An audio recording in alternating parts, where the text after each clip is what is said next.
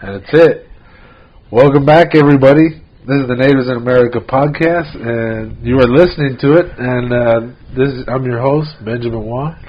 And with me, I would usually say, as always, this guy Anton. But there's a little bit of a difference here. Yeah.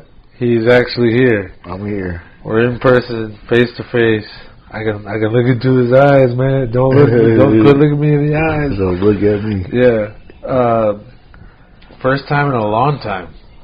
I think the last time was pre-COVID. Might have been an interview. What? No. What do you mean? I think when we interviewed Dueno, I came here. Oh, okay. Okay, you're right. You're right. I mean, like, wow. Yeah, I didn't think about it that way. I'm saying just me and you. Mono. There you go. That was a better way, like you were asking earlier. So mono.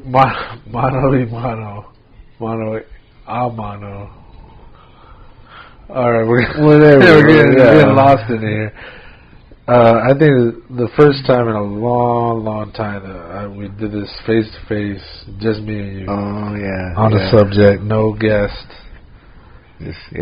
We're here. Yeah. It makes a difference. I think of the time when you were at your other apartment. Yeah. And I just rolled up and we did a podcast there, but it was kind of... That was ages ago. Yeah, that was another weird time. Yeah. Different time. Shit hasn't been the same. Yeah, right? Yeah. A lot of changes. A lot gone on. A lot of, I would say trauma. Trauma with some drama. Oh, let's turn my shit off. Yeah. But that's because we're live, and we're not using our phones, so our phones are making noises. Yeah, I'm putting the phone down. When I knew you were going to be rolling up, and there was a possibility in the air of us doing a podcast, I was like, fuck yeah. Fuck yeah. You asked us, hey, you want to record? I'm like, fuck yeah. In person? Hell yeah. Makes all the difference. Yep. Like, damn. I got to thank COVID for this beginning, me and you on this podcast, because, like, that's why we were on the phone. Mm-hmm. Okay, so it wasn't pre-COVID when we were at my apartment. Oh, yeah, because I had moved out. Yeah, it was still happening, but I can't. Like I said, it was a different time because you had your other job. Yeah. So you were doing that. Maybe even 2-3 jobs ago. And then I just happened to be up in Tucson taking care of business. And I could come and record, but COVID definitely motivated us to start on the phone versus like when everything gets back up, we'll start recording a podcast. So we need to start one now. That's how I see it. It started with a long-ass phone call with you. And I had already tried to start a podcast. I did my own podcast by myself for a little while. Electrify Your Mind with Benjamin Wan. And I was looking. Like, I knew I wanted somebody to, like, bounce ideas off. I wanted a partner in this. And, like, me and you used to, like, kick it, drink, whatever, like, chill all the time, or at least whenever I finally came back to the res, you know, like you're here, and like I come back to the family house, and just start making the phone calls, like roll up, chill by the fire, have a few, you know, like come chill.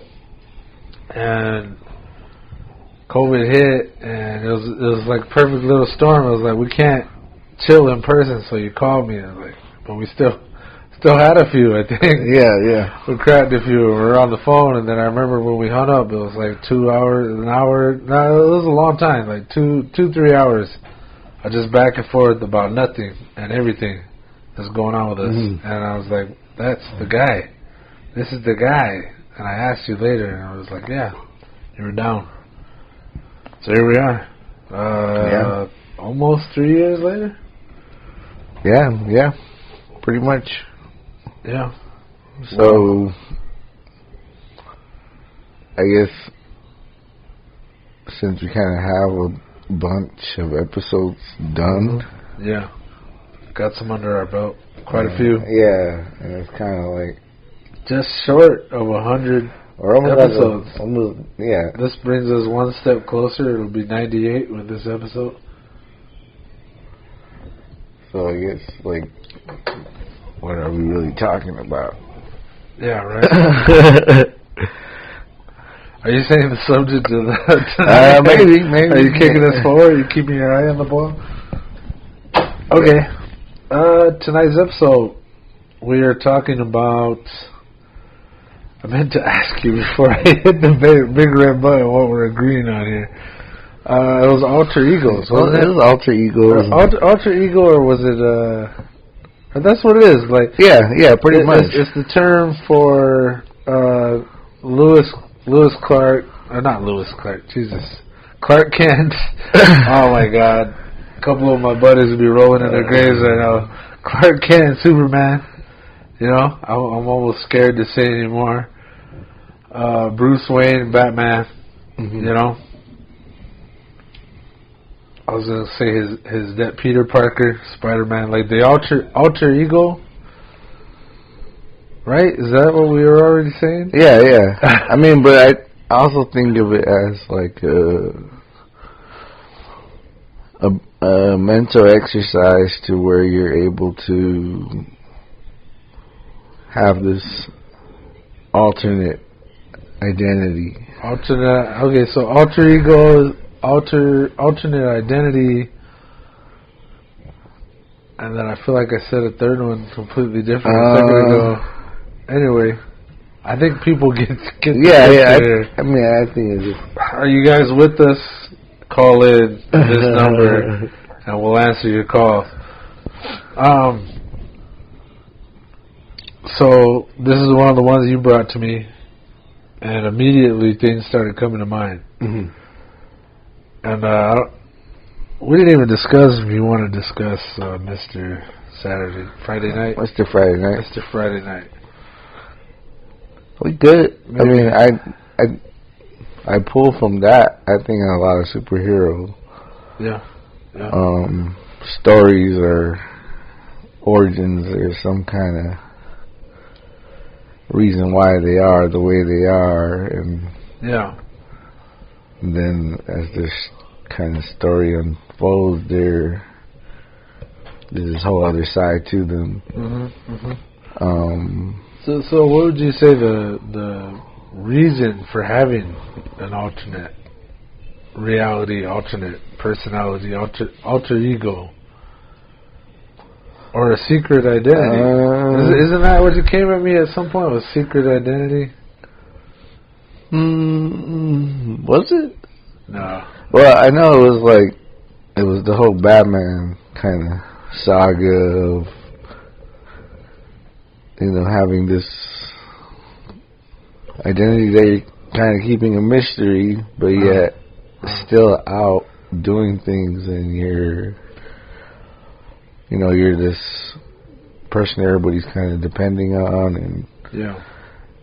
and yet I think what was kind of interesting to me was how,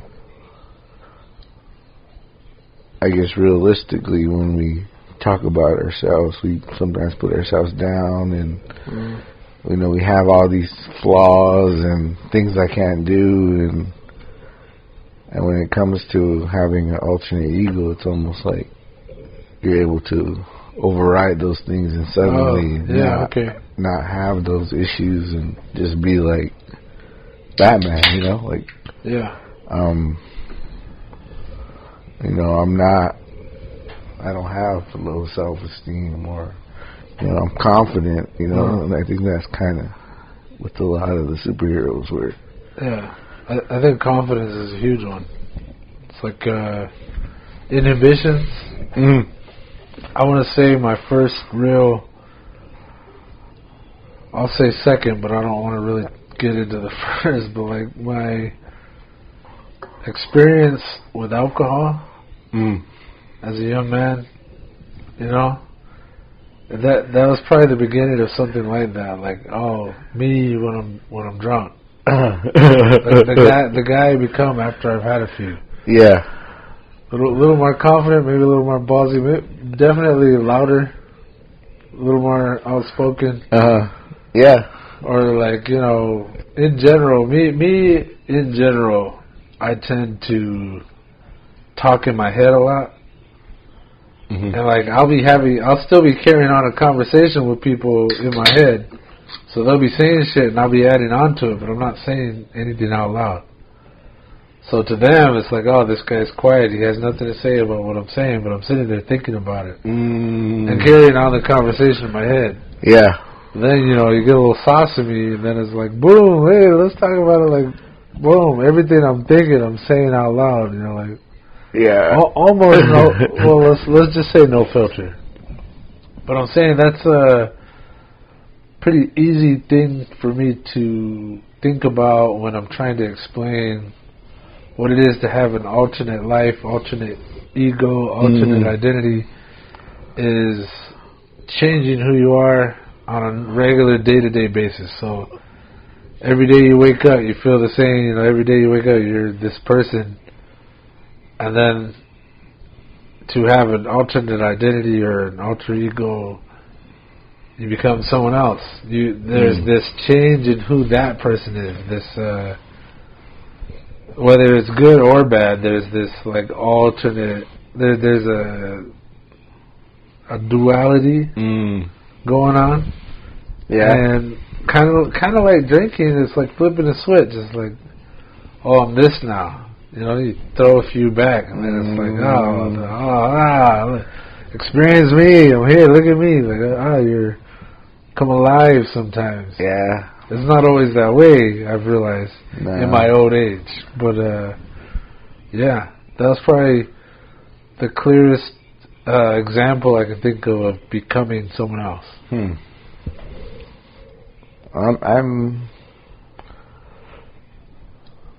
I think we hold back. Yes. And we're already judging ourselves on what's going to come out. So yeah, eventually nothing comes out or like that. It can or won't. Or you're having the conversation that never existed. You know, coming up with the responses when the moment has passed. Yeah. So, I can see that. I can see that working, but then I think there's also that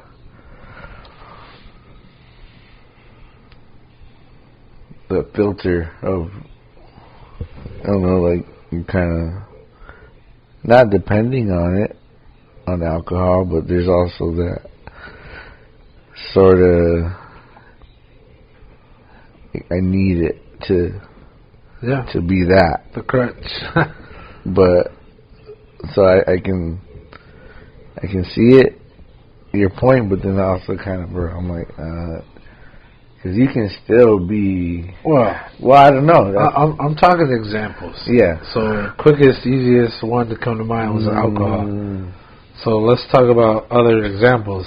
If you're ready for Mr. Friday Night, we'll talk about it. But I'm saying, like, I got another one for you. It's the same thing, but like that's what I'm talking about. Look, for now, let's talk about examples when you either personally or where people in general would seek out having their alter ego. You mentioned famous people. Yeah. Well, I think of like Beyonce. I think it's her, Sasha Fierce. So it's like this person that comes out and when she's performing almost has no control when it's going to come. But I think that's sort of an artist thing where you're tapping into not so much a person that's not you, because that's the interesting thing, is it's still you, but yet you've kind of you have it in you. Yeah. Yeah, well, you've sort of like hijacked the brain to kind of create this other narrative, and now that shit's possible, or you're doing the impossible. Yeah. So, I mean, I think a lot of like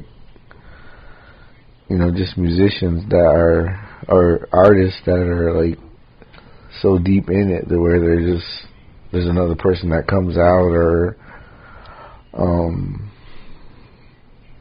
don't know, I guess believing that idea in your brain so much to where everybody else is believing it. Yeah. All right, that's an interesting point of view. I think that was probably the feedback. I'll be at a party as a kid. I'm thinking younger because it's not the same now. We were talking about this earlier about how our age affects how we view things. But like, I remember younger days, earlier drinking days, like I get feedback from the people around me, and they're seeing this other person and telling me about it. I'm like, oh man, you're doing this. It was cool. Like, at least sometimes it was cool. Sometimes you'd rather forget what you did. Like, I wish I didn't have to know that. But like, I think that's a huge part that you just said, where the people around you start believing it, or seeing it, or understanding that. So, the example I had brought to you was Stephen Colbert from the Colbert Report. He was, I think I was reading his. I don't know if it was. I think it was an interview with him. It might have been with Oprah, because like after Oprah quit her show and all that, she started doing like these really personal one-on-one interviews with like celebrities or whatever. Like she was doing real close, like. I don't know what she even called it. It was probably still Oprah something. Oh, yeah. Oh, dog. Harpo. But she interviewed Stephen Colbert, and he was talking about he's playing a character on his show. Yeah. And I'm not sure everybody understands that. I mean, I see it. It seems obvious. It's very satirical. It's satire. It's satire, but it's sarcastic. Witty. Yeah, witty. Yeah, he's this person. He's playing a role. Oh man, he's awesome. Yeah, it's great. I love it. I'm all American. His book is How to Be American. Wait, what was the name of his book? I have it, and it was a crazy book. I think it says I am America, and so can you, or something like that. It was a crazy book, like. It was practically a coloring book / rant. It was a strange book. But anyway,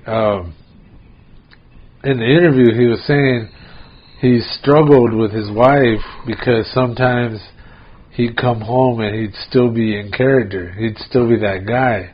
And she's like, oh, no. She's like, I can tell the difference when you come home, how you talk to me and how you are in the house. I know when that guy... That's how she put it, was that guy. Or like, that man comes home, and I'm like, no, leave it at work. Because he becomes this satirical, very sarcastic, loud, almost verging on obnoxious, but like in a good way. And like, she learned that it wasn't him. That's not my husband. Even though it's him, it's not him. So... he turns on this alter ego, and it made him famous. Not just his show, but like how he is, what he's been doing. He's famous. He's an icon. If you show his face to people in general, they're like, oh, I know that guy. Yeah. So I liked that. That was a great example of this whole dual identity going on, where even his wife knew that's not my husband. He's bringing that fucking Colbert Report guy home. Yeah. Stephen Colbert, Well, I guess that's the power of, media, TV, film, where, like, even though they're people playing these characters, like, we get so involved in the films and the storylines is when, just like, I guess our fascination with celebrities where we think they're this person in our head, but... Oh, yeah. Yeah. I mean, I'm just saying, it's the power of media and how we're all kind of buying into it, but yet, I guess we all have our personal side too, to where the people that really know us can tell, like, you know, you're not that person, or that can't be you, you know? A great example that I've heard of was Steve Martin. Now, you know him as the other guy, like not John Candy, but the other guy in Planes, Trains, and Automobiles. You know, I think they did Cheaper by the Dozen, I think it was. Yours, Mines, and Ours was where they had like 12 kids. That one I don't know as much, but Planes, Trains, Automobiles, Roxanne. You know, where he had the long nose. Yeah. And what else? Famous. Oh, the Three Amigos. Huge one. So Steve Martin. Funny as hell. Kind of goofy. A guy you could maybe even see yourself laughing with and hanging out. And then I've heard, like, you know, let's say secondary source, somebody who wasn't there, but they're like, oh, this is what I heard. I said he's a freaking asshole. Like, in person, like a nightmare to work with. Like when he was on Saturday Night Live, they like hated like working with him because he was like, everybody's beneath me kind of guy. Like, go get my fucking coffee, you fucking, like, horrible, nightmarish. You know? And when I had heard that, I was like, not Three Amigos, Steve Martin. You know, not Planes. Well, he was a dick in Planes, Trains, and Automobile, but I love Roxanne. It's one of my favorite movies. But a nightmare person to work for or work with. And it's like, okay, yeah, celebrities are not who they are, like, their characters they play, and, like, sometimes we want them to be that person. You know, like, you go and meet them, like, oh, I could see myself hanging out with that person. Then you're like, oh, come hang out with me. Neil, I want to party with you. You know, so, like, there's a separation between their on-screen persona and persona is another good word that we're going to have to get into. But, yeah, their on-screen persona versus who they actually are. They're still people. And people from all over the United States or the globe, they're their own person. And then there's these people, a version of themselves that they present. Maybe even a version that has nothing to do with who they really are. You know? Yeah. Well, that's what I mean. Like in our own heads, there's a narrative that might not even sound nothing like what they've experienced, but just because.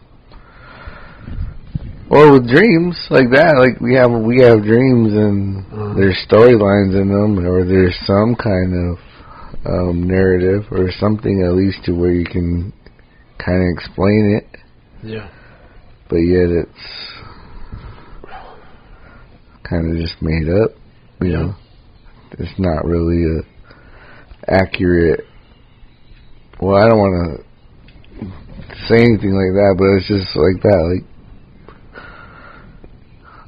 it's how we want the celebrity to be versus how the celebrity really is. Yeah. And MPH wouldn't do that. Yeah. Well, I'm trying to think. Like, I mean, like Tom Hanks. Yeah. Okay. Like, you know, like I loved on The Simpsons where he was at the end of it. And he's like, "Hey, if you see me in public, don't talk to me." or he's like, he's the most wholesome guy. He's like, "Please, Mr. Hanks, tussle my hair," and he like tussled it, and like all these sparkles and like, magic came out of the kid's hair. It's like, yeah. I mean, I guess it's wholesome Tom Hanks. The characters they're playing they're wholesome, and we want him to be wholesome, so we create a thing where it's like, nah, that's Woody from Toy Story. You know, he wouldn't do anything wrong. He don't do anything wrong except maybe push Buzz out the window. I was thinking of Big. I was like just a young man. Oh yeah, trying to be grown. Castaway. Castaway, yeah. And then I'm thinking of Road to Perdition because like we're used to him being like this super straight-laced nice guy. Mm. But on Road to Perdition, he was like an assassin for like a underground mob kind of thing. You know? Yeah. He was a killer, I didn't watch he was that. still a fun. Well, check it out. Like see another side of him. And again, like damn. Between all the movies, think of how many identities that is for all these people. They're real people, but they're creating. Yeah, well, I guess that's where you individuals. I mean, I guess that's how you can kind of judge a good actor, or you kind of have Heath Ledger. Ooh. You know, as the Joker, or was it the Joker? No, it wasn't the Joker. Yeah, the Joker. Okay. Oh, damn it. I keep questioning myself, like, oh, we're on the record. Well, I better be correct. I mean, not to get off topic, but there's so many Jokers and there's so many different. It kind of does we're retelling the same shit. Yeah. But I'm not trying to go any further into that. All right, but he was haunting as a Joker. Yeah, no, he did a good job. I still will go on record and say that I think that character killed him. You know, like he had to go deep. He had to dig deep for that character, and I think it kind of stuck on him. Well, I heard that he did a diary, like of what, like the Joker's thoughts. Like he did it on, like making the film, because these actors they're dedicated to the role. So they, I mean, I don't know if this is what we're talking about, but I think it's kind of related to where you're trying to portray this person. Yeah. And I mean, with the Joker, you know, there's already content or information about him to where, you know, someone can really, you know, go that far into, like, you know, wanting to I want to be this person. Yeah. Okay, yeah, sorry, keep going. No, so I guess as far as, like, I mean, villains and having an alter ego, there's, I guess this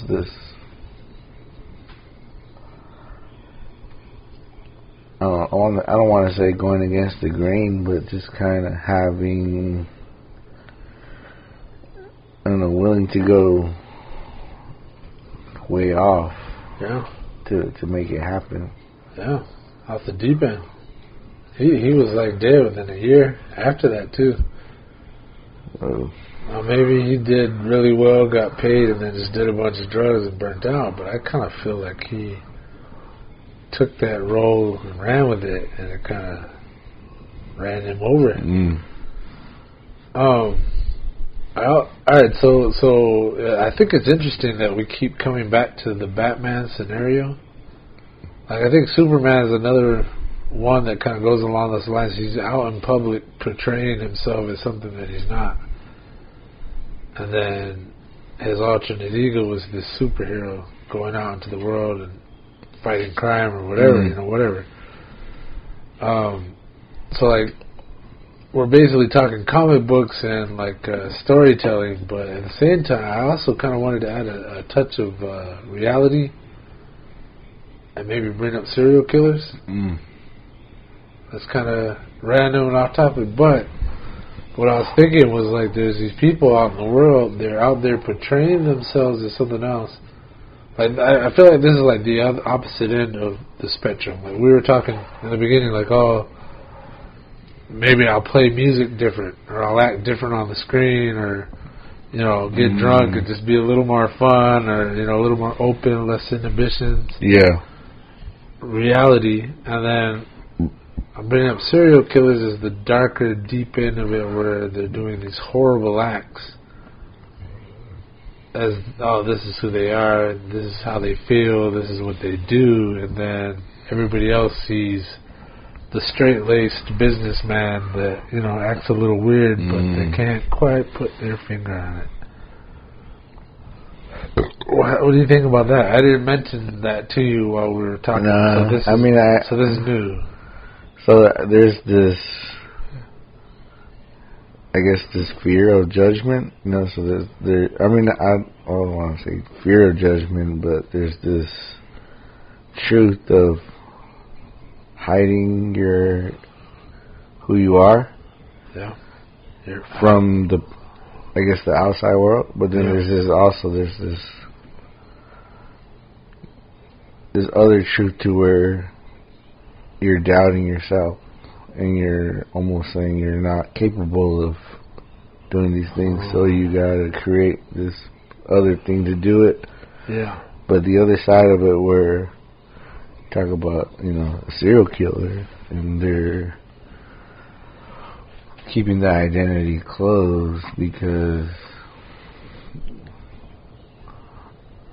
I don't want to say there's an alter ego to protecting it, but then there's also this, I don't know, maybe because that's kind of dark too, to where somebody's just, are they getting the thrill off of not being caught, or are they? Yeah, I'm sure. Or is it just something that they just have to do, and it's compulsion, constant, always on? But I guess, it's almost like trying to put your mind inside a serial killer, to where it's like, yeah, you're hiding your identity, but then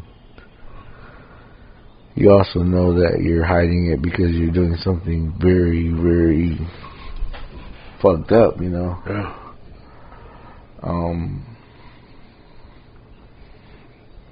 But yeah, it's kind of, it's kind of similar to where you're also trying to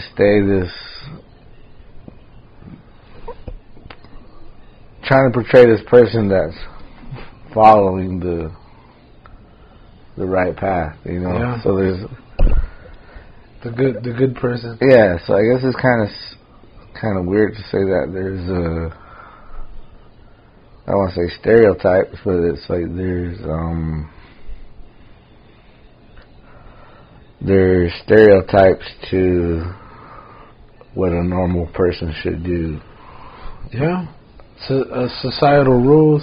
Yeah. They're like, oh, this isn't what we do in a civilized society. I brought this up before, I'll bring it up again, a show called Mindhunter on Netflix. The whole series is about the time in police history where there was no term for serial killer. And this is when they started tracking it and started going, oh, this is something special. We need a name for it. And it's about the development of the term serial killer. And what it was these crimes that they couldn't explain. Like, if there's a robbery and someone was shot, it's like, all right, they got in the way, or they tried to stop them, they got shot. Case closed. You know, oh, there's a crime of passion, they were going to divorce, but instead one of the partners lost it and stabbed their partner. It's like, all right, case closed, this is who killed him. Then they started finding cases where somebody was carved up. Maybe their hair was removed, or they were tied up in a certain way, or like maybe even after they were dead, they were placed in a certain way, almost ritualistic. And what they started realizing is there was patterns, and there was parts of people's personalities that people couldn't explain, but it was abnormal. I don't want to say paranormal, but it was like there were anomalies, and they were doing things that people couldn't explain. So then these people were going about and started to track them, started to pay attention to certain details that they were looking for, that they were saying, these are details that we found in these cases that we can't explain. Yeah. So they started following these details, and they started finding people that were carrying out crimes, but nobody could really catch them. Nobody was looking out for them. They were unexpected. So then these patterns started revealing them. And it was a very cool thing, but it opened my eyes to this, like, there are people in the world doing this right now and getting away with it, because we haven't heard of people like that in a while. Like, but they're out there. People are disappearing all the time. There's stuff going on. Yeah. Bad stuff. Even here in town, we have stories here in Tucson. There's people that go missing, and then we find out about it later. Something happened horrible. Yeah. I don't especially know why I brought all this up, but the point was there's this alternate version of somebody. Boy, in this case, it was so extreme that there was a compulsion or a drive for them to be who they are or do these things. I think what really just makes it stick out so much is like you said earlier about civilized society. We don't do that. Oh, we don't do that. Say an animal, like I always bring up, we're very close from animals, closer than we like to admit. But like if an animal kind of did the same thing, nobody would question it. Be like, oh, that's nature. The stronger attacking the weaker or something like that. Oh, yeah. But you do it in a civilized society with expectations and rules, and it sticks out all the more. This abnormality, this anomaly, this one-off. You know what I'm saying? Like it's... Yeah. I think I might have gone off the rails a little bit. It might be related to humans documenting, because we're constantly reporting what we do, Yeah. And then there's books and studies on it, and it just... We're watching. We're our own science experiment sometimes. Yeah. What are we doing? How are we behaving? And then there is nature to kind of the contrast of what's happening. Yeah. But then the rules of humans are so complex and ambiguous to where sometimes it doesn't, like, we can be like very judgmental again of what is possible. I mean, I guess you think of a vigilante where this person is, I mean, I'm just generally speaking out of my ass, but like somebody that's taking it into their own hands to kill somebody or hurt somebody or saw something and they didn't do it in a proper channel. Yeah. What are you getting at? I'm just saying, like, to change the term, suddenly it's what you're describing, where somebody has that's what they do, or they have some freaky things that they're doing. There's acceptable and unacceptable, and then there's justice and injustice. So I think what you just described was the opposite of the serial killer. It was like, oh, I'm killing people in a controlled, patterned way, but I'm doing it for justice, the good. And what I don't like, but you kind of understand it has to be that way, is that one's right and one's wrong.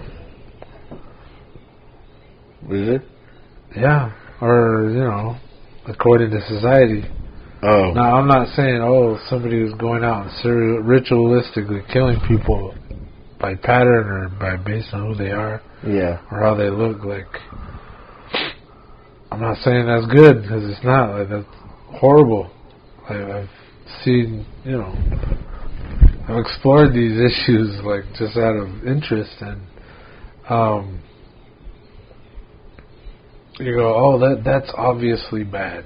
You go, oh, it's obviously bad. Well, when you said the crime of passion, like I mean, I always think of that lady that stabbed her husband like a bunch of times, and just it was described as that like just. Well, we get so full of emotions that we want to hurt the person that we're supposed to be involved with, but then there's this like I don't know. Again, there's like when you say going back to humans not really being that evolved as far as what we consider animalistic. Yeah, we're talking about like very animalistic behavior when somebody is, you know, so upset or so swept up in emotion, gone to that point to where, you know, I mean,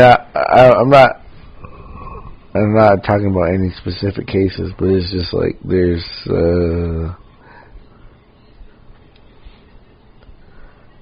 I guess the verbiage we use to describe things at times, it's like, oh, that was a crime of passion, you know, like that kind of sums it up. But then I guess the humanity part of it, where it's like, oh, they didn't deserve that treatment of someone being so brutal, or dude, I mean, exact word I was thinking. I don't know. Brutal. I guess because then when I think of brutal, I also think of like medieval times where, you know, we're also these humans that evolved, and well, at least in my head I'm describing these. I don't know, like we're civilized. Again, we're civilized, and we have all these forms that can answer why we, I don't know, not so much why we qualify to be in this section or to be in that, considered in that area. It's just, I don't know, it's just kind of, we're justifying our brutalness, I guess. And sometimes the brutalness is so evolved to where it's like, oh, that's some serial killer shit, or, you know, or that's some, I don't know. I mean, let's. I wanna bring it back to the whole point here. We're talking alternate identities, alter egos. What else can we explore on that? Like, so I think we just talked about the ends of it. Mm-hmm.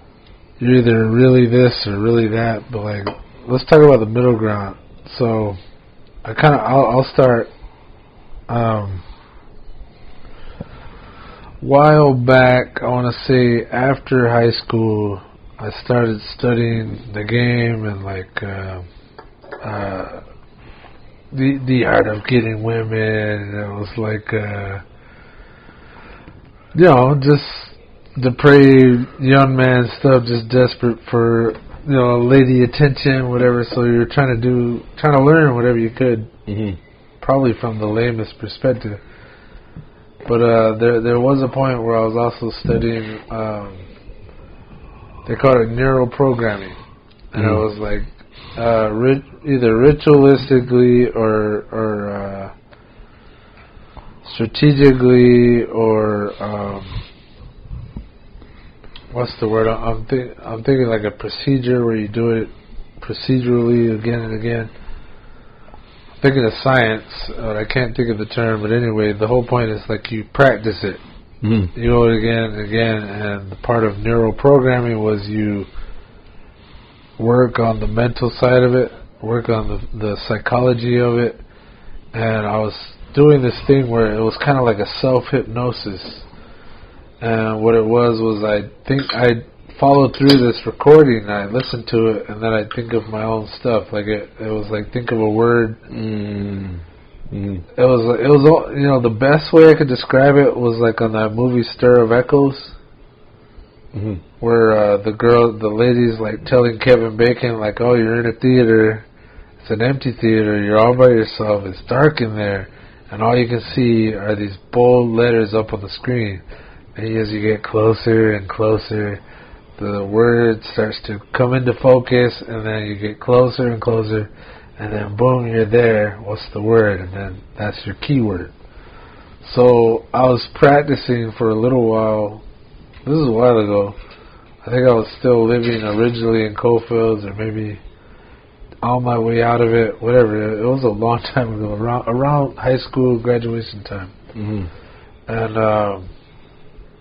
I was listening to this recording, and you just you listen to it every day. You take like 15, 20 minutes and listen to it, and then you think of your word. And then when you're ready to either you kind of chose what you wanted the result to be. Oh, I want more confidence. Oh, I want to be able to talk to women. Oh, it's this, that. But you trigger it with a word. And I remember I was working on it. I didn't stick it out where I really reprogrammed my brain, but it was like I was working on this word, and it was, I'll say the word, it was shimmy. Because I remember I used to like watching these belly dancing videos, and it was like, it was called shimmy, I think it was what it was called, but like I get all excited, like, dang, like, tight stomach, big thigh, big booty girls, and these like skimpy things, like, you know, practicing the art of belly dancing.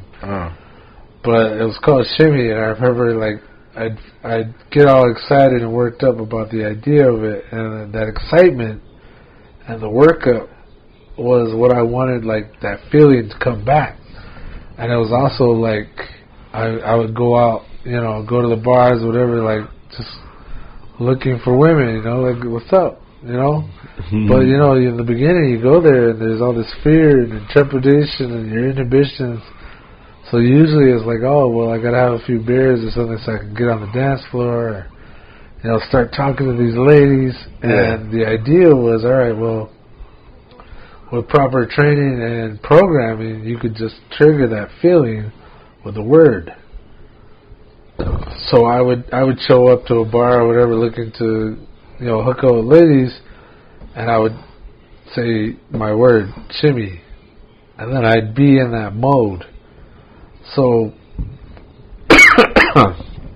obviously there was a desire and a want to be something else or feel a certain way about myself differently than I normally do on a day-to-day basis. So more confident. You know, oh, I can talk to the ladies and, like, not blow it, you know. I can be smooth, I can dance, and I don't need alcohol. I just need this practice of turning it on and turning it off with the word, a trigger. So what I'm saying is, I feel like that would, especially as a younger guy, that seemed like a perfectly good practice or idea to, let's say a good practice of having an alternate reality, an alternate who you are. Like, oh, I want to be something else because every day I'm this, and I want to be just a little different. I want to let go of who I am, you know, certain parts of me that prevent me from getting what I want or being with who I want. So it was a practice in learning to be someone else. Which is crazy, but it seemed okay at the time. It seemed like, oh, this is what I want to do. Like, I put time towards it. I studied. I was thinking about it. Now, in the end, I didn't keep up with it. After a while, I was like, oh, there's got to be something else, you know? I was like, oh, I talked myself out of it. But I was doing it for a while, the week, like every day, listen to this recording and then think about my word, how I wanted, like, focusing and basically meditating. Well, that's what I thought of when you first started talking about listening or something, like to kind of train your brain. Or it would have like cue sounds, like not exactly a gong, but like a circling of a bowl, a crystal bowl kind of sound, like a ringing. And then it will be like this calm voice walking you through, basically like on Stir of Echoes, like, oh, you're in a theater, you're all by yourself, there's no one around, but you see this, now focus on it, now think about how you want to feel.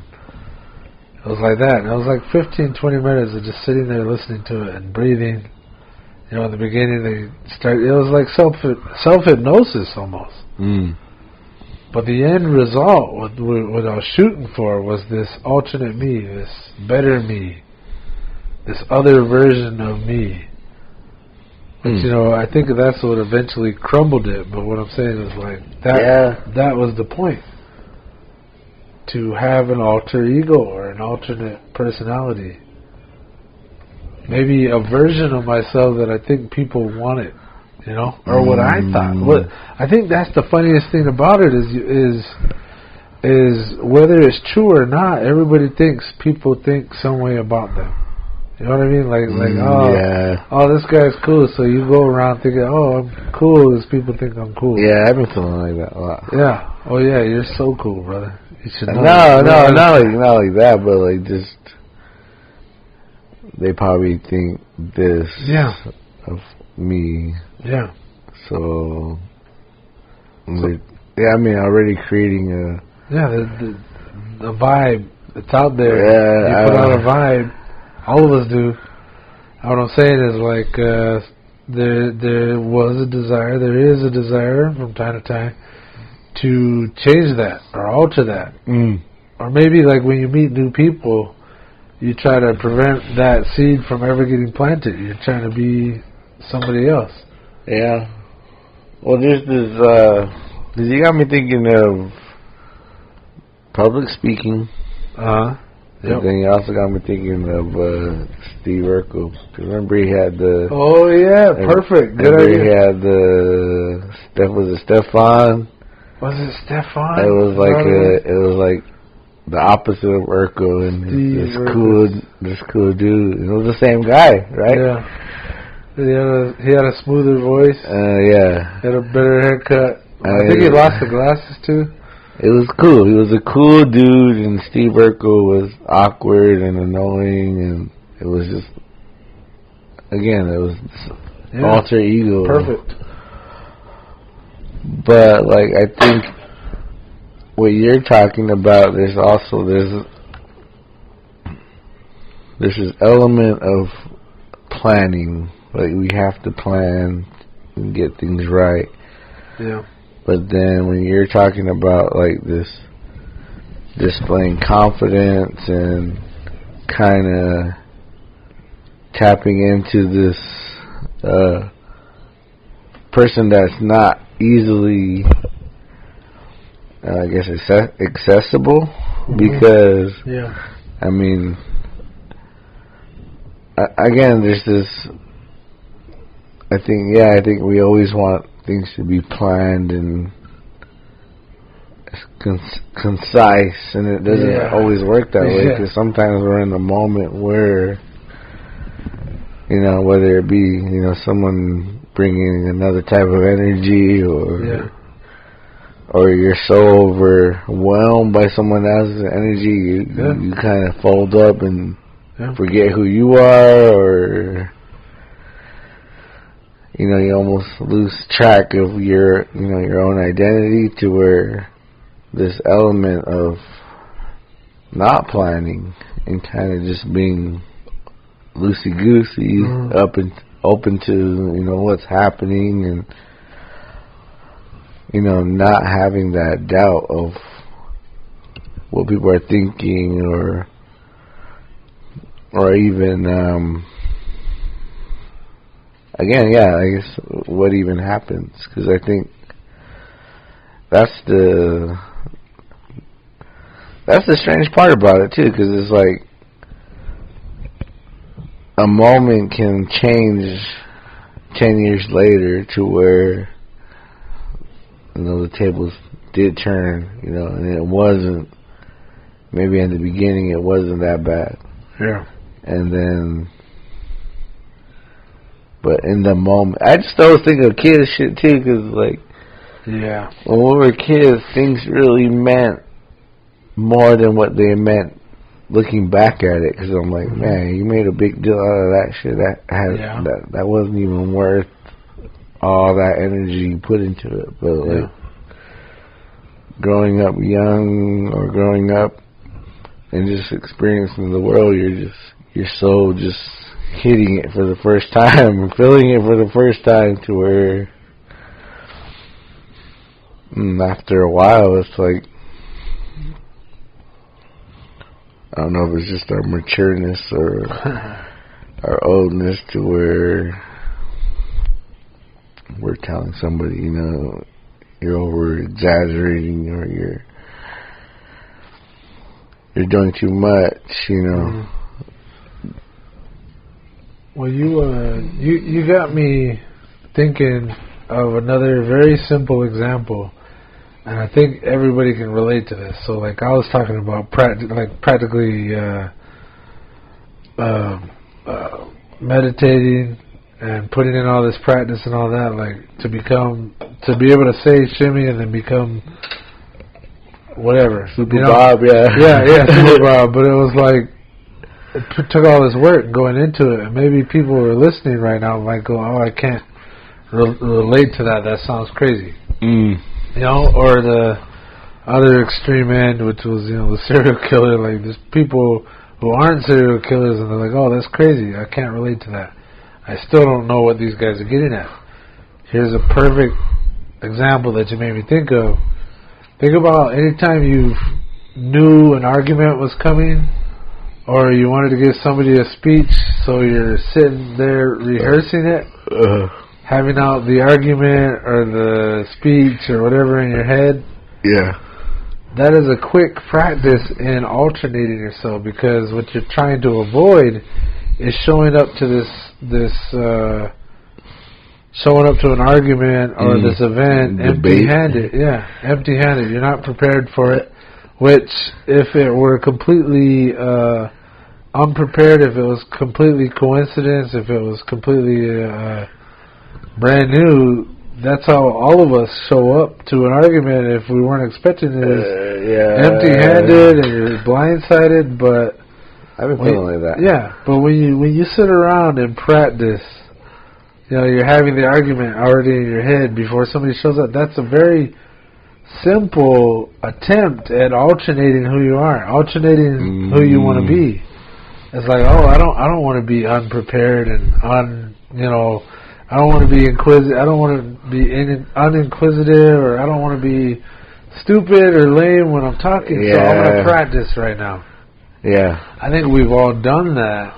But at the same time, you really think about it, that's the art and practice and attempt at having an alternate identity.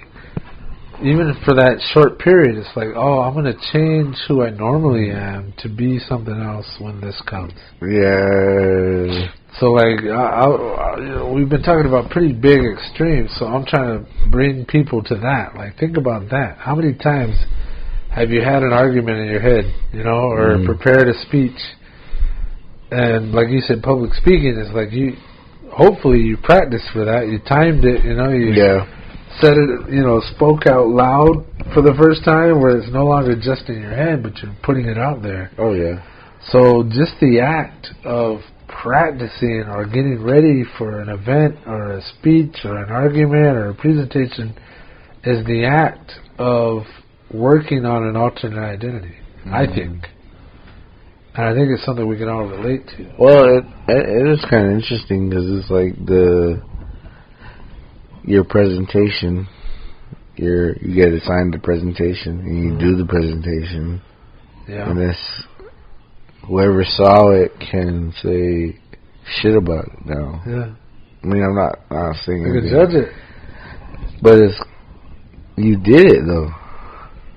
You present it to where now somebody has that, and they can critique it, but it's also where it's like,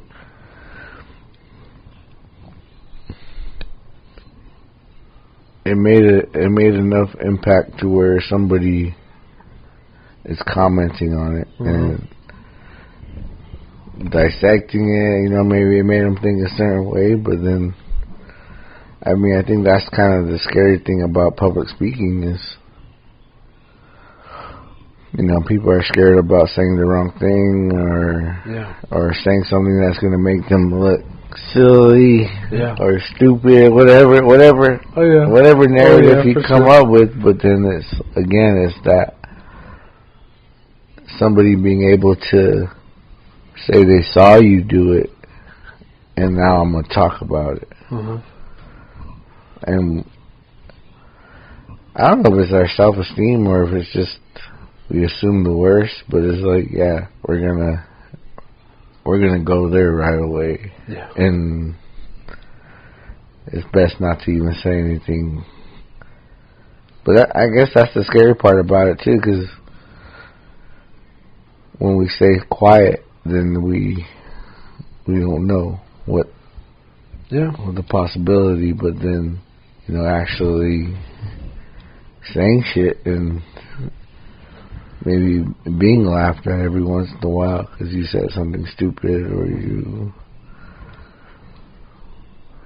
I don't know. I mean, that's the shit about it too, because it's like, it's not always stupid. Sometimes it's just in the moment and people were there to laugh at it, but it doesn't mean anything or say anything. It's just, I don't know, man. That's the weird thing about the world now, because it's like, yeah, we're commenting on shit that's happening. Sometimes we're trying to be funny, you know, sometimes we're trying to be political, but then other times we're just being mean. And I mean, not to say, I'm trying to say let's stop being mean, but it's like there's a certain point where no one's getting nothing out of it. So, but I mean, we all have to make mistakes, and I think sometimes we live in a world where those mistakes are going to haunt you. So definitely, somebody is overjudging themselves way too much because, you know, they're trying to please everybody or they're trying to be good on, you know, certain ends. But I mean, it's like that. We're not too advanced from just in nature, you know, animalistic shit happening. You know, we're right there with it. Yeah. I got another example, and it goes back to the times where we were trying to practice pickup lines and the art of getting women. But it was a saying. It was a quote, and I probably said it already on the podcast before. I'm gonna say it again. Sorry for those who follow and go, "Oh, he always brings the shit up." Wayne Gretzky. Oh yeah.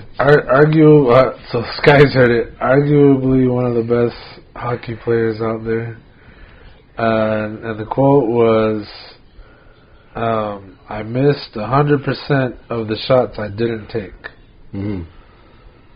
Now, the whole point of even remembering that was to tell yourself, okay, like, yes, I see a beautiful woman, I want to go talk to her, but I'm scared. Or, you know, I can't do it. I'm not good at speaking out loud, or I'm not good at talking to strangers. Whatever it was, there'd be something you're telling yourself that you can't do it. But then, you know, we would say this Gretzky quote to remind us to go, hey, I missed 100% of the shots you didn't get. That means if you don't go out and try, you're absolutely, like, that's when the decision is made. The moment you decide, I'm too scared to do this, I'm not going to take the shot, you instantly guarantee it's not going to happen. And that's what I took from it, was he's saying every shot he didn't take, he missed. But he missed 100% of the shots he didn't take. But he worked on that percentage of times that he did take it. So it was to turn off that whole, I can't do it, I won't do it, because then you're going to miss 100% of the chances to meet that woman. But if you go out and give it a shot, there's a percentage of possibility out there that's not 100% fail, where you're suddenly entering the world of possibility versus guaranteeing that you missed your shot. So that's a whole other alternate reality that you're creating for yourself, that we were trying to create for ourselves. Was, look, face the facts. It was almost a scientific approach. It was like, look, face the facts. If you don't go out and take your shot, then you already guaranteed your loss. You already guaranteed you're not going to get what you want. Yeah. So whoever's listening, take that as you will, but remember that. Remember that quote. If you come across a time where you're like, I'm too scared to give it a go, I'm too frightened to speak to this person out of fear of what might happen, well, the guarantee is it won't happen if you don't try. Yeah. I don't know if that really applies to alternate egos. But it was about changing ourselves, changing our rhythm, changing our pattern. Yeah. In an attempt to shape it the way we want it. Well, I mean, again, we critique ourselves so, I don't want to say unfairly, but we're down, and we put ourselves down to where the best case scenario is never what we're thinking about, or it's the worst. And so to have that mindset of, it can't get any worse than not doing anything at all, you kind of gotta, approach it from that angle. But as far as it relating to alternate egos, I mean, again, I don't know if it's just us having shitty self-esteem, but there's this, I want to do better, and this person that maybe hasn't done better, and we're struggling with that. Yeah. But I don't know if that's just because we're unable to, I guess the way time works, it's like, we can reflect on a bunch of shitty times and just be like, that's the worst. And yet, I mean, again, it's the attitude too, where, even though shit doesn't look that bright, having that same attitude of nothing good's going to happen out of it, you're already shooting yourself in the foot. But I guess it's the being brave enough to be able to think outside of yourself, because we already kind of put ourselves down, but yet we're talking about this other person that they can do it. Batman. Yeah, Batman. Batman's got it. I mean, I think the reason why I brought this up was because of the Batman, just kind of. I mean, maybe the fascination of this character of, he's real, and he's able to live his life, but also still kind of avenge his father, his parents, and kind of still, I guess, restore justice. I don't know. We're humans just trying to live life, but then there's also this,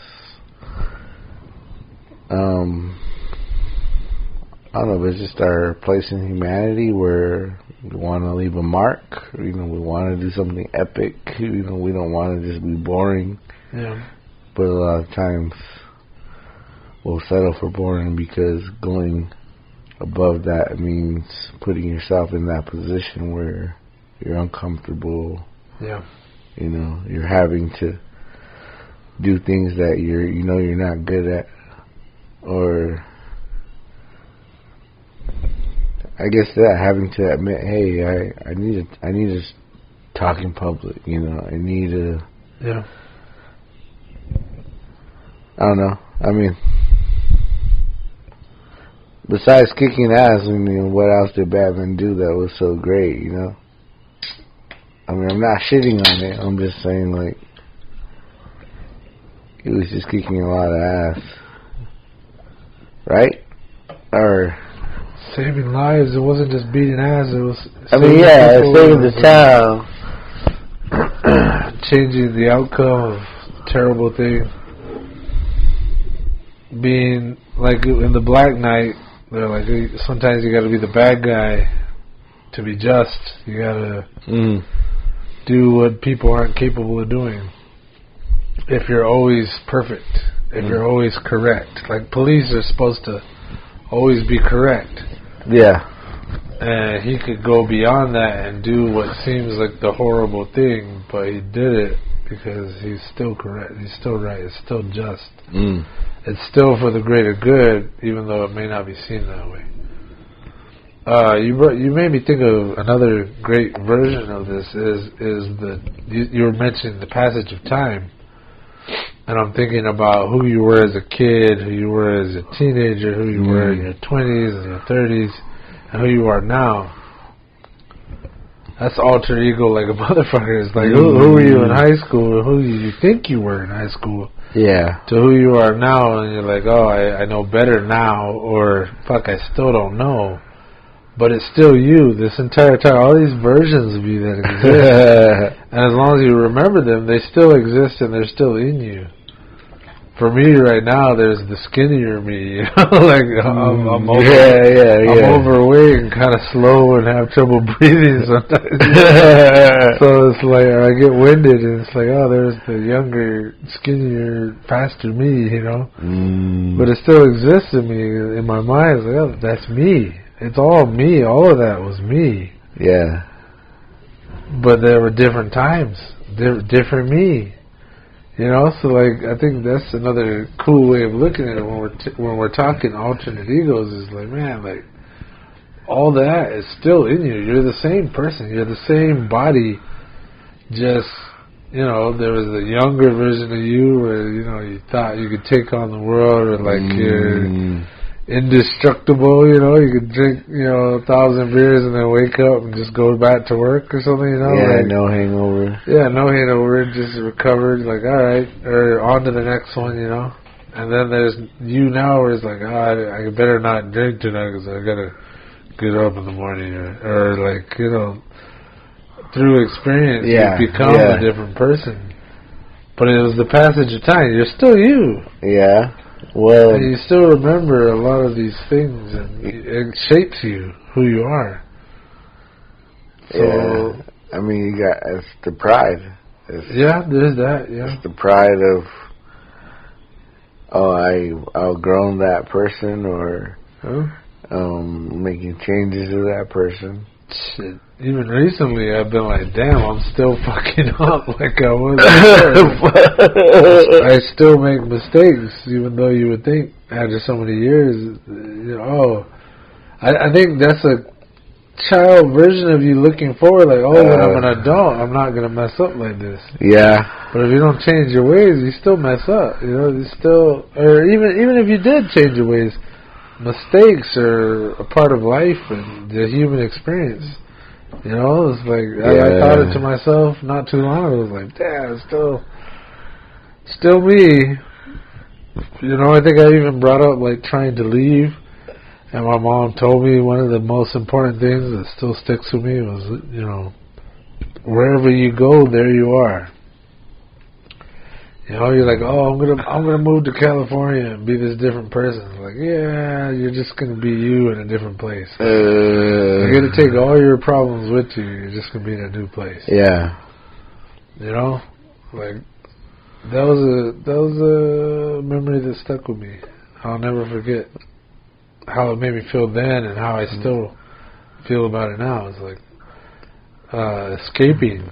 Yeah. Attempting to leave yourself or leave your problems behind doesn't really work. Because a lot of times your biggest problem's you. You're getting in your own way. You cause your own problems. Yeah. And maybe you're ignoring it. Maybe you're like, oh, that was me. That was last year's shit. You know, not now. It's not who I am. Well, I mean, maybe that's why we have New Year's. So it's like we always want to like change our shit. Let's shake the edge of sketch. Shake it clear. Start from scratch. It's a new year, new me. You know that shit they say. Hell yeah. But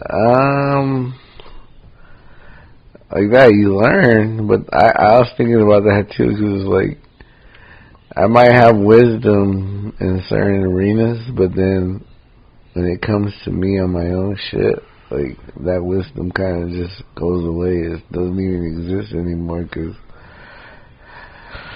I can't apply it to where someone else can apply it, you know, because I've done that. I went through that, but I was thinking of Beowulf where, you know, like, it's, you know, you used to be able to kill the dragon, but you're getting old now, and you might need some help killing that dragon, you know. So, are you gonna man up and say you need help, or are you just gonna, you know, go with it and probably to your demise? Yeah. Well, that's the thing. Pride killed Beowulf.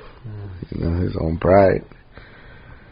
But I guess that's why we learn from the stories. Is like, you know, it's okay to be, hey, I can't do that, or hey, I need help, or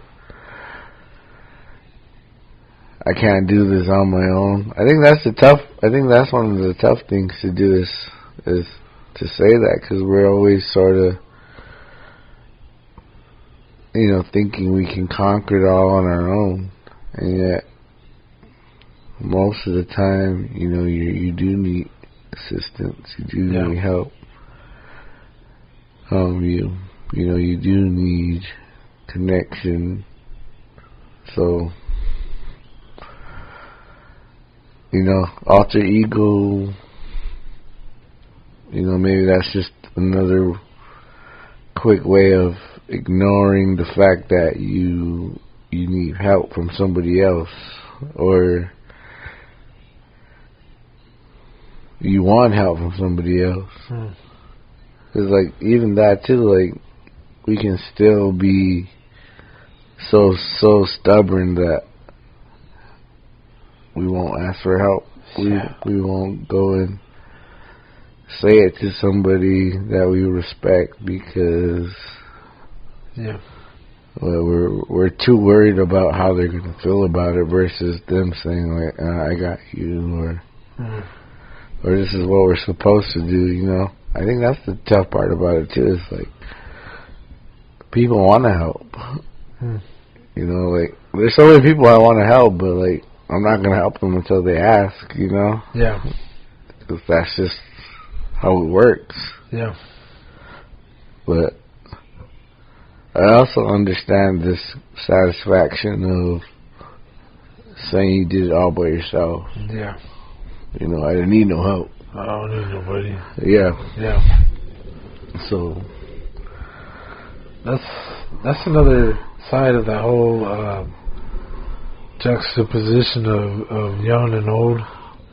It's like as a younger person, I'm trying to prove myself So like to ask for help is a bad thing. Like I got it. Like a kid will tell you, I got it. I got this. Yeah. And you can see them very clearly fucking something up, but it's like, you got it. You got it. And like as a kid, you're like, I got to prove myself to these older kids or something. Like I got to do something out of character to gain approval or whatever. Yeah. And then as you're older, it's like, what the hell was I thinking? Or now it's actually a value to have, or like a technique to be able to call for help. A skill. It's like I'm proud of my ability to recognize when I'm out of my depth and can go ask for help. Dang. But as a kid, I wouldn't dare. I wouldn't dare. I got to prove myself. Yeah. And now it's like, fuck, like at work, if I'm getting destroyed, I'm going to go and get help. Because I know I need it versus like, how much can I endure of this because I'm trying to prove a point or something like that. Like, it's like, no. Yeah. When we need help, you got to pride yourself in the ability to just go ask for help sometimes. And that's probably an old guy thing. I mean, that's the science. Well, old guy. The right pride. Yeah, pride, yeah. We're too prideful to say, I can't do it. I need help. I can't do it by myself. Yeah.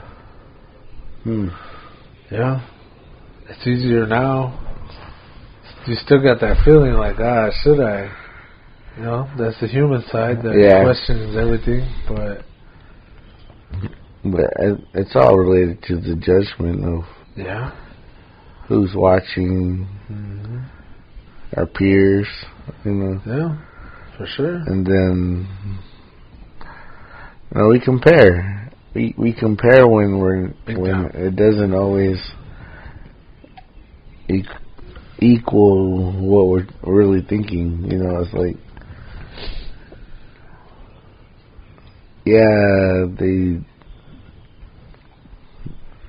did seek help, but they actually got shit done too. And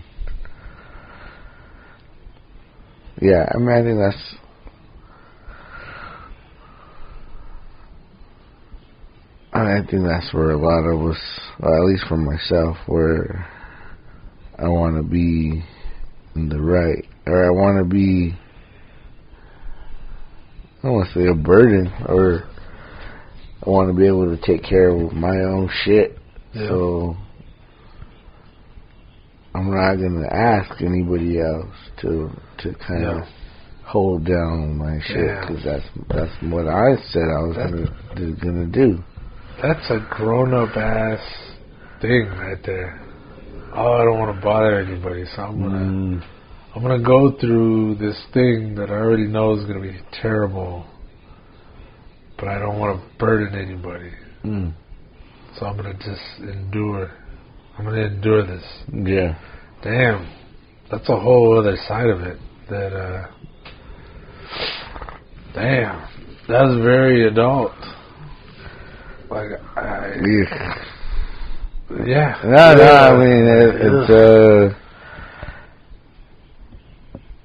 I mean, I don't know if this is related to what we were talking about earlier, but just that,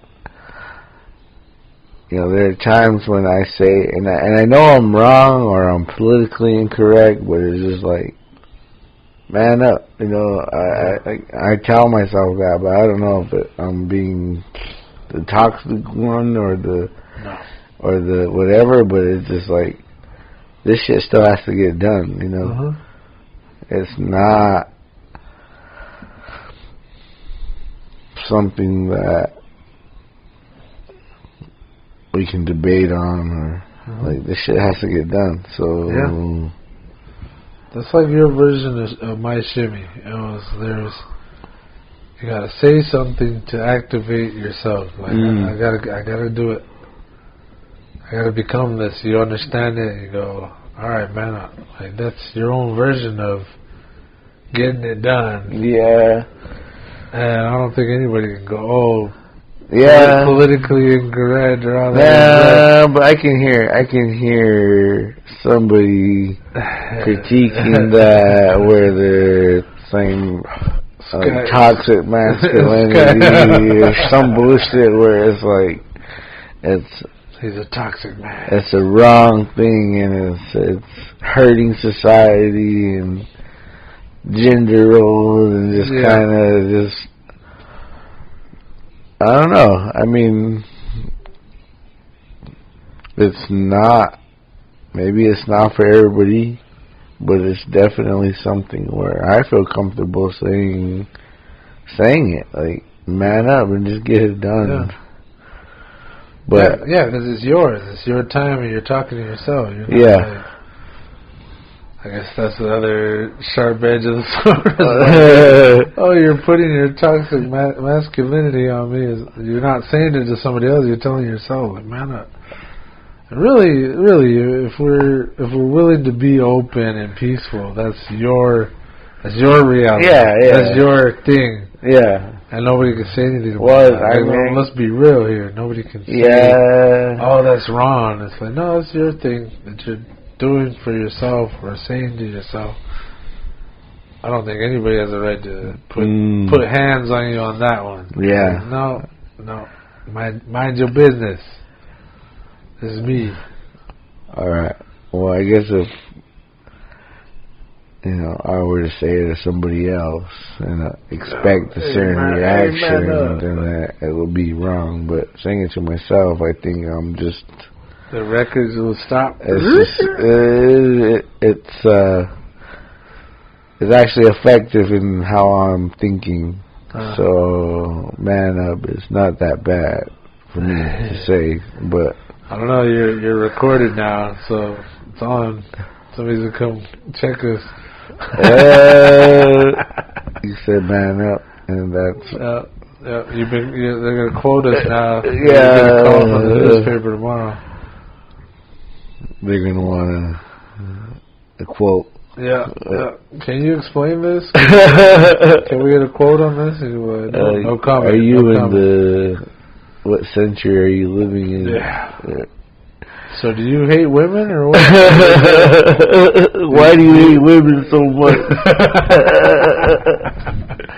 So you don't think women can get it done? And you're just like, well, women down, women. No. Well, what is the equivalent? I mean, being fair, trying to be fair playing ground. But like, what is the equivalent to saying man up to a man that needs to get shit done? I mean, are we even qualified to ask? That's what I was gonna say. I don't think I'm qualified to say, because all I know is the man me. Like, that's all I know. What is a blanket statement that can? Oh God! Now you're fucking with fire. Now you're playing with fire. A blanket statement? No, for everybody to. Everybody. Get her done. Buck up. I don't know. Like it all. It all kind of seems toxic. Like by today's standards, yeah. Like it ain't shit in my head. Like it doesn't ruin my day. I don't get triggered by hearing man up. I'm not so worried about, somebody's feelings when I hear that expression. It's just like, yeah. All right, man up. You heard it. Man up. Do it. I don't know. Think on that. Listeners, think on that. Is there a female version? Do we need a female version? Should there be? Yeah, or is there What I don't like is the only reason we're even exploring this is because of how weird or like cancel culture society has become. We're feeling the pressure to correct this or like be politically correct with what we're saying. And I think once that starts rearing its ugly head in, then now is what's wrong with that whole movement. It goes a little too far, And it's to the point where we're no longer being ourselves, but we're trying to show respect for every other whatever. We're questioning our language. Yeah. And we're almost like changing yourself, trying to make sense of changing your speech, walking on eggshells, backpedaling your thoughts. Being very careful. I think what's funny now, and this is very common in everybody's day speech, is like, oh, I don't want to be this, but, and then they go and be that, you know. Yeah. But they have to say it first. They're saying, oh, I don't want to be that guy, but, and if you just went out and said that shit without giving, what do they call it, the pretense, the prelude or the warning shot, it's like, I don't want to be that guy, but this is how I feel. Yeah. And then you say it, and it almost seems like in today's society, if you don't precurse it with that, if you don't prepare people for what you're about to say, then you're just that guy, and you need to be canceled. You know? Yeah.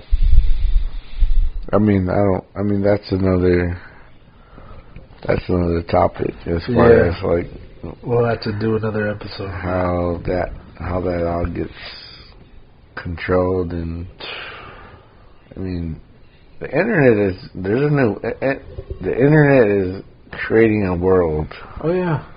And the news, yeah. There's almost like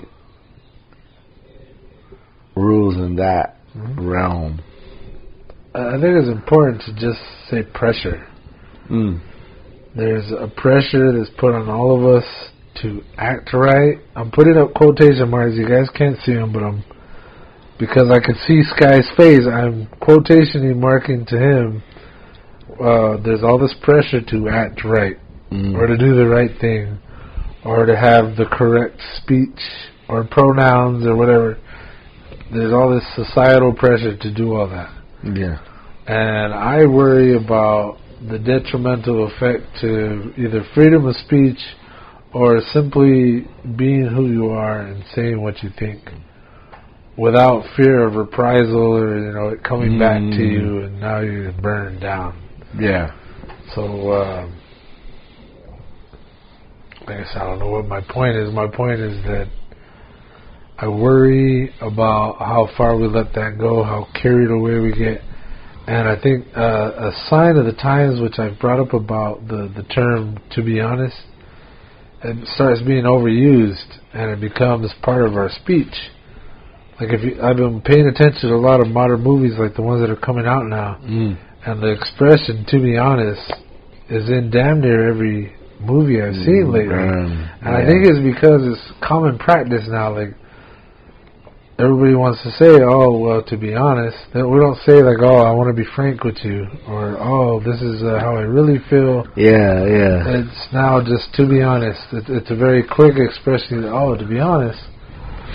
I told you before, my mom, when I first really started thinking about this, my mom said one day to me, like, oh, so all the other times you're being dishonest, and this one time you're going to be honest, because now you're telling me, to be honest. Formally announcing it. Yeah. And really, I've always seen it before that as when you say to be honest, you're saying, I'm about to share something that I wouldn't normally share with you. Yeah. I'm going to let you peek into my actual thoughts, and, you know, we're just fine without me sharing this, but I'm going to give you a peek behind the curtain. Yeah. So to be honest, pulling the curtain back, here it is. This is how I feel. And normally I wouldn't say this out loud, but to be honest, I'm going to do this.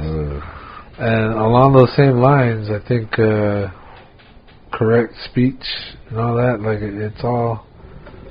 So the to be honest I'm saying is in the videos, but it's also what you were saying a second ago, which I've already forgotten. I can't tell you what it was that you said. The exact words. It's like the precursor. It's like I don't want to be that guy, but I'm going to be that guy right now. Yeah. So it is how you think, but you know damn well from experience and what's been going on lately that you better say that, or you will be burned down to the ground. You know, there's consequences for your speech. Yeah. Which I think ultimately, like if we really honestly think about it, I think it's a step in the wrong direction. That it's that far beyond speaking your mind. Where you're afraid to speak your mind out of fear. Yeah. Afraid out of fear. That I think you guys know what I mean. Yeah. All right, I think we're gonna have to wrap this up now. I think so. Sky's eyes look kind of heavy. There was just one thing I could see in person because we're recording one-on-one, and I'm starting to feel it. I gotta go use the restroom. You know, it's all. We got an hour and a half here into alternate egos.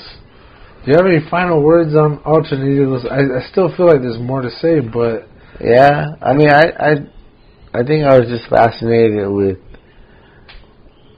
kind of clearing a fresh person in your brain to go out and operate, but yet kind of be under these restrictions that I don't know that you should be able to do naturally, but yet, is it society or is it just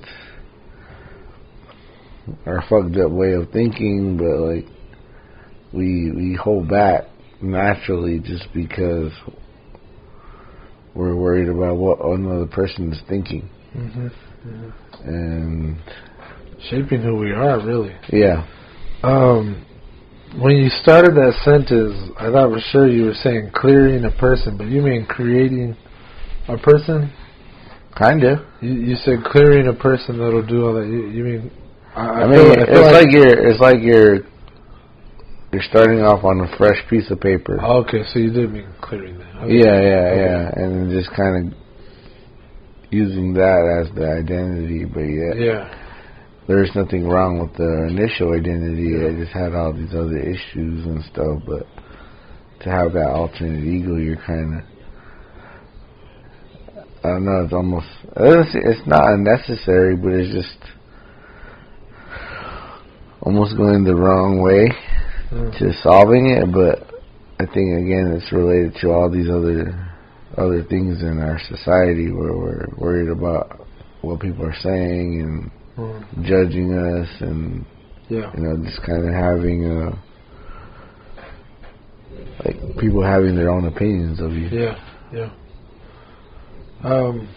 Cool. I also want to bring up, like when I brought up serial killers, I also wanted to talk about how in the mental disorder kind of dysfunctional areas of the same alternate ego, sometimes it's out of necessity. That like I was thinking about multiple personalities as well, like where it's completely out of hand, out of control, unplanned, but they had to create this other identity to be able to either be who they are or carry out the acts that they're always thinking about. So like I think it's interesting that both people who we consider insane or like the outsiders, the singled out people versus society in general, that we're on the same scale. We're all people still, but you know, there's acceptable and unacceptable. Which I think is a huge point that we should all be considering on a day-to-day basis, is what's acceptable, what's unacceptable, and how that affects how you act in society or out in public. You know? I think that's a key factor in what we're even talking about here is the knowing act of changing who you are or how you act in public versus who you are when nobody's looking. All the time. That's an interesting point, is when nobody's looking, how do you act? So anyway, this is it. Thanks for listening, everybody. Like, hang in there with us. We're still here. We're still doing it. Working out the kinks. We're working out the kinks here. And, you know, thank you for tuning in. Tell your friends. share it. Sign up, subscribe. Hit us up. Comment. Yeah, click on notifications so that when we do release them, you'll be the first to know. You'll wake up in the morning, and then it'll be on your phone, or maybe it'll be there on your drive home from work. But anyway, this is the Natives in America podcast with Benjamin Juan and Sky Anto. Yep. And you're tuned in onto the Reservation Radio Network. So thank you for listening, everybody. Yep. Hit us up. Comment. Yeah. And whether it's one personality or the other, we don't judge. Go ahead and hit us up with both. Yeah. Or all 3, or all 4, or all 12 of your different personalities. Yeah. Feel free. So hit us up, guys. Have a good night. Peace.